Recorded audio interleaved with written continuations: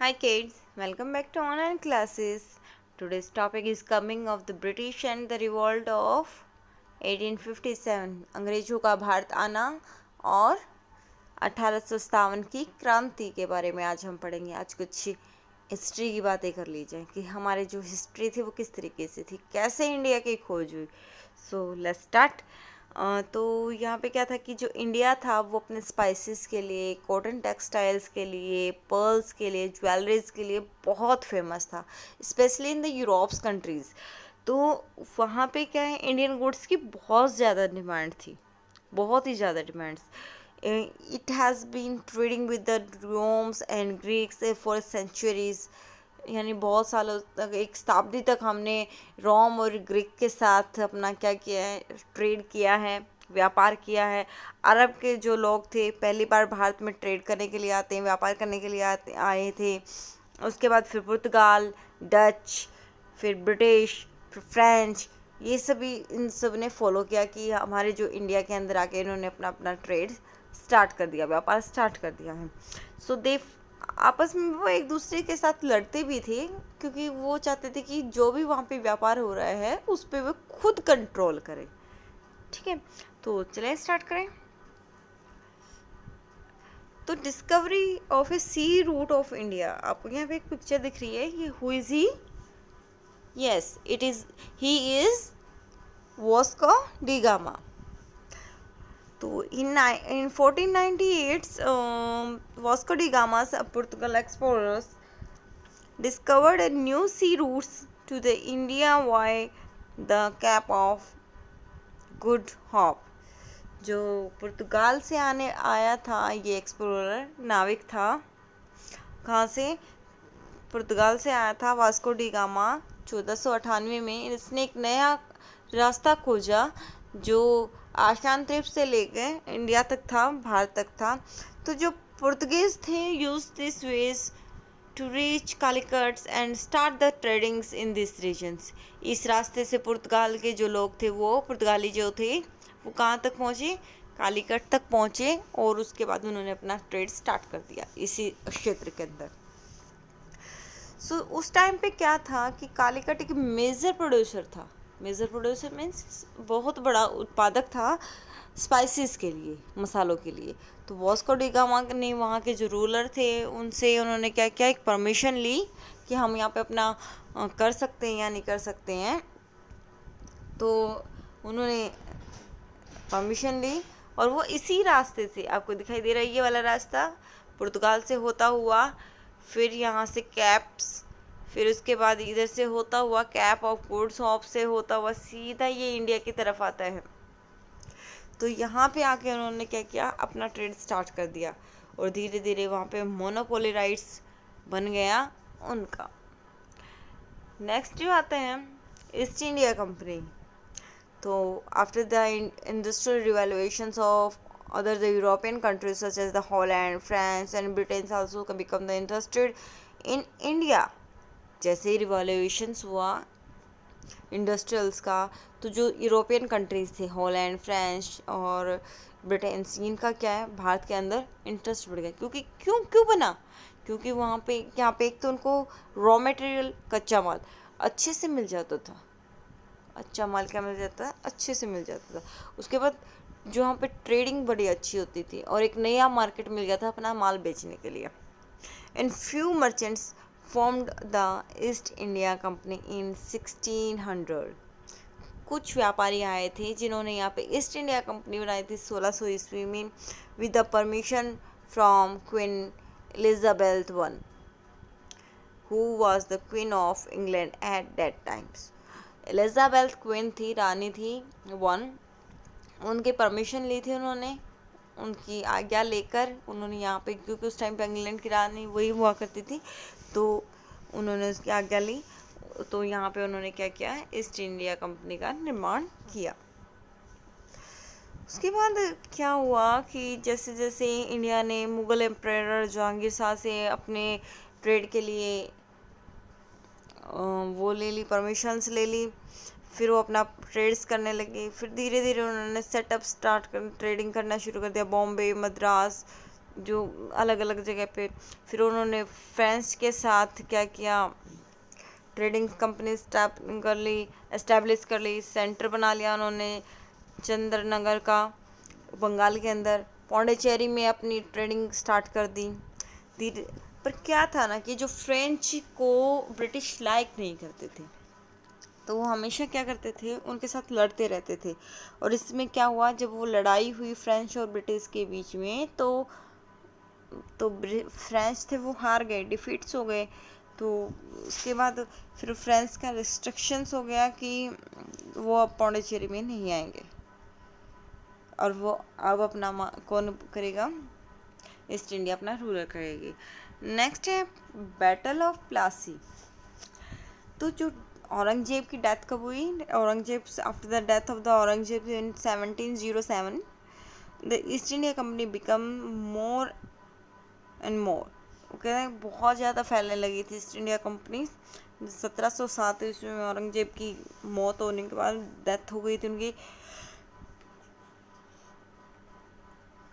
मृत्यु हो गई थी। British had their own army to protect their trades. British के पास अपनी खुद की आर्मी हुआ करती थी।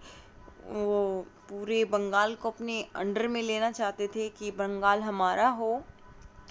तो इसके लिए उन्होंने स्टार्टेड किया अपना किला बनाना, एक सेटलमेंट इन 17th सेंचुरीज के अंदर, और उन्होंने अपना फोर्ट बनाना स्टार्ट कर दिया। तो they also maintain the army in the end Bengal's. उन्होंने आर्मी में एक बंगाल में एक आर्मी बना ली अपनी। तो उस टाइम पे वहाँ के जो नवाब थे, सिराजुद्दौला नवाब ऑफ बंगाल थे, उन्होंने ऑर्डर दिया कि आप यहाँ से चले जाइए अपनी आर्मी लेकर, और इस कंस्ट्रक्शंस को स्टॉप कर दीजिए अगर आप कोई टैक्स पे नहीं कर रहे हैं तो। क्योंकि वहाँ पे अगर ट्रेड कर रहे थे तो उनको टैक्स देना ही पड़ता था। अब वो कोई टैक्स पे नहीं कर रहे थे, इसलिए उन्होंने क्या किया कि आप इनको रोक दीजिए, या तो टैक्स पे कीजिए या फिर आप अपना कंस्ट्रक्शंस का काम रोक दीजिएगा। इस पे क्या किया, उन्होंने मना कर दिया ब्रिटिश ने। 1756 में उन्होंने मना कर दिया कि हम कोई टैक्स पे नहीं करेंगे, और वो बहुत गुस्सा हुआ। और उन गुस्सा होने के बाद 1757 के अंदर बंगाल पे अटैक कर दिया, आक्रमण कर दिया, जिसमें सिराजुद्दौला हार गया। और जो बैटल ऑफ प्लासी थी वो कौन जीत गया, ब्रिटिश जीत गई। इससे ब्रिटिश और पावरफुल हो गई क्योंकि बंगाल उनके कंट्रोल में आ गया था। तो ये वह स्टेप था जो बंगाल की तरफ उनका पहला बढ़ा था। इसके बाद आगे उन्होंने यूज़ किया, छोटे छोटे जो नवाब थे, राजाएं थे, वो आपस में लड़ते थे। तो ये जो लड़ते थे तो ये उनके लिए एक प्लस पॉइंट बन गया कि हाँ ये तो आपस में लड़ते रहते हैं, तो इन पे एक नीति लगाई उन्होंने, डिवाइड एंड रूल, आपस में लड़ाओ और अपना राज करो। वो आपस में लड़ पड़े, एक की मदद उन्होंने कर दी, तो वो फिर उनका वो बन गया। ऐसे ऐसे करके उन्होंने जितने भी इंडियन वो थे उन पर कैप्चर कर लिया। नेक्स्ट है जो उसके बाद इसी तरीके से एक दूसरी लड़ाई हुई, बैटल ऑफ द बक्सर, जो 1764 के अंदर हुई थी। इसमें जो मुगल एम्परर शाह आलम थे सेकंड, और दूसरे जो नवाब थे ईस्ट इंडिया कंपनी के साथ उन्होंने कंबाइन आर्मी कर रखी थी अपनी। Again the British emerge the victorious, वो फिर से दोबारा से जीत गए। और वहाँ का जो फाइनली जो पूरा बंगाल था, पूरा बंगाल वो ब्रिटिश के अंडर में आ गया था। बैटल ऑफ बक्सर के बाद उन्होंने सोचा कि हम अपनी जो भी स्टेट्स हैं या अपना जो भी किंगडम है वो और फैलाएं। इसके लिए उन्होंने की नीति बनाई, एक डॉक्ट्रिन बनाई जिसका नाम था doctrine of lapse. Doctrine of lapse. तो डॉक्ट्रिन ऑफ लैप्स में क्या होता था कि कोई राजा बिना औलाद के, जिसका कोई पुत्र नहीं होता था, उत्तराधिकारी नहीं होता था, अगर वो मर जाता था तो क्या करते थे, ये उस राज्य को अंग्रेजी शासन में मिला लेते थे। जिसमें आपने सुना भी होगा झांसी थी, नागपुर थी और दूसरे ऐसे ऐसे थे। इसी तरीके से इन्होंने जो लॉर्ड रिचर्ड वेल्जी था, विल्जी, जो गवर्नर जनरल उस टाइम पे इंडिया के अंदर होता था, वो गवर्नर जनरल 1798 से लेकर 1805 तक रहा था। इसके अकॉर्डिंग क्या था कि जो इंडियन रूलर थे under the British protections had the maintains the British troops with in the their kingdoms. They gave the British control over the affair of many kingdoms. इस तरीके से उन्होंने बहुत सारे किंगडम्स को अपने अंदर मिला लिया था। ये नहीं है कि ऐसे अंग्रेजों ने और भी बहुत सारे एक्सप्लेनेशंस किए, बहुत सारा शोषण होता रहा इंडियन का। क्या था, उन्होंने जैसे ही एस्टेब्लिश हुआ, फ्रेमली एस्टेब्लिश्ड हो गए इंडिया के अंदर, उन्होंने स्टार्टेड कर दिया कि unfair means to achieve to get their aims to get rich. अब उनका मेन क्या था कि वो ज़्यादा से ज़्यादा अमीर हुए। तो उन्होंने जो फार्मर थे यहाँ के, उनको एक्सप्लॉइट करना शुरू कर दिया। वो जो इंडियन फार्मर थे उनसे हैवी टैक्स पे करने लगे कि हमें दो। ज़मीन में अनाज कम होता था, फसल कम होती थी, लेकिन टैक्स काफ़ी हैवी होते थे। तो एज अ रिज़ल्ट क्या हुआ कि जो फार्मर थे हमारे, वो poor and poor, poor and poor होने लगे, बहुत ज़्यादा गरीब होने लगे। तो अगर कोई वेवर है वो नहीं बेचता तो उसे फोर्सली सेल करवाया जाता था। क्लॉथ को जो उसके थे उसको लो प्राइस पे ख़रीदा जाता था। इस तरीके से बहुत सारा हमारे साथ क्या होने लगा, अन्याय होने लगा। कॉटन इंडस्ट्रीज़ थी, वो भी ऐसी मतलब कि विक्टिम बन गई किसकी, ब्रिटिश ग्रिड की। जो ब्रिटिशों का लालच था उसकी बहुत बहुत बुरी हालत हो गई उस वक्त। हमारी टेक्सटाइल बंद हो गई, जो हमें रिक्वायर्ड चाहिए थी वो नहीं मिल रही थी। जो इंडियन करेंसी थी वो बिल्कुल लो चलने लगी। तो एट लास्ट इसका फिर रिज़ल्ट क्या निकला कि जो हमारी फैक्ट्रीज थी, हमारे जो किसान थे, हमारे मज़दूर थे, वेवर थे, वो काफ़ी पुअर हो गए, उनका काफ़ी शोषण किया गया। तो एट लास्ट में रिवोल्ट होना तो बनता ही था। तो लास्ट में क्या बना कि रिवोल्ट हो गया, रिवोल्ट अगेंस्ट द ब्रिटिश। अब इसको जो ये रिवोल्ट था 1857 का, ये काफ़ी जो एक्सप्लॉइटिंग पॉलिसीज़ थी उनके खिलाफ बना था। जैसे पहले तो ये बना कि जो स्टार्ट हुआ था वो इंडियन सोल्जर्स थे ये ब्रिटिश आर्मी के अंदर, उन्होंने एल्फ्रेड राइफल आई थी। एल्फ्रेड राइफल की जो कार्टेज थी, जो उनके अंदर गोलियां डलती थी, उन पे क्या था, ग्रीस लगा होता था, कवर लगा होता था, वो काव और पिग की फैट से बना होता था। अब काव जो है वो हिंदूज़ के लिए काफ़ी होली है, वो बहुत पवित्र मानते हैं। और जो मुस्लिम सोल्जर्स हैं उनके लिए जो पिग होता है वो काफ़ी पिग हराम होता है, तो वो उसको अच्छा नहीं मानते हैं, तो वो अपने मुंह में उनकी चर्बी नहीं डाल सकते थे। तो डैट्स मीन्स अब क्या होना था, उसकी फैट को दांतों से काट के फिर उस जो बंदूक थी उसके अंदर डालना पड़ता था। तो इससे हिंदू और मुस्लिम जो सोल्जर थे वो काफ़ी एंग्री होते हैं और रिवोल्ट स्टार्ट हो जाता है।